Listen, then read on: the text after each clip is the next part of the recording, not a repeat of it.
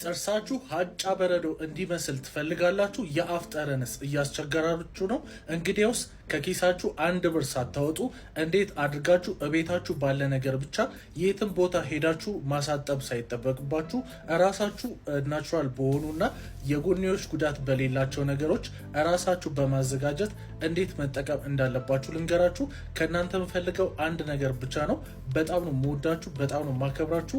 ሁላችሁም የዚህ ቤተሰብ ያልሆናችሁ እዚህ ጋር የመደመር ምልክቱን እየነካችሁ ኮሜንት ላይ በመሄድ JSP ያላችሁ ጻፉልኝ። እንዲሁም ደግሞ ለጓደኞቻችሁ ምንም ገንዘብ ሳያወጡ ሊጠቅማቸው ስለሚችል ቪዲዮን ሼር፣ ኮፒ ሊንክ እንዲሁም ደግሞ ላይክ እያደረጋችሁ ጀምሩ።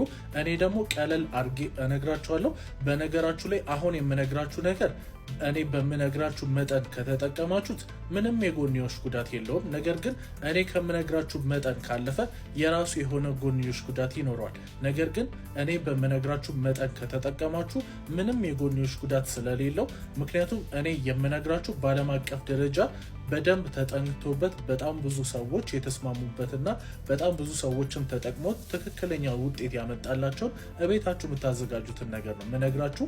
የመጀመሪያው ለማድረግ ከፈለጋችሁ ጋርሊክ ወይም ደግሞ ነጭ ሽንኩርት በደንብ አድርጋችሁ ትከታትፋላችሁ ወይም ደግሞ እስኪደቅ ድረስ በደንብ ታደርቁታላችሁ። ከሱ በመቀጠል ሎሚ፣ ግማሽ ሎሚ የሚሆን ትንሿ ሎሚ ማለት ነው፣ ማለትም 2 ማንኪያ የሚሆን ሎሚ ትጨምቁበታላችሁ። በመቀጠል ግማሽ ማንኪያ የሚሆን ጨው ትጨምሩበታላችሁ።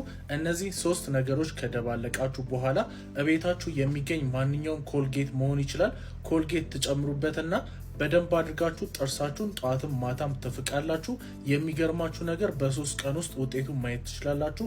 የተረጋገጠ ምንም የጎንዮሽ ጉዳት የሌለው ነገር ነው የምነግራችሁ። በእርግጠኝነት ትወዱታላችሁ። ሼር፣ ላይክ ስታደርጉ እንደዚህ አይነት ነገር ስለቅ በቶሎ ይደርሳችኋል። ይመቻችሁ።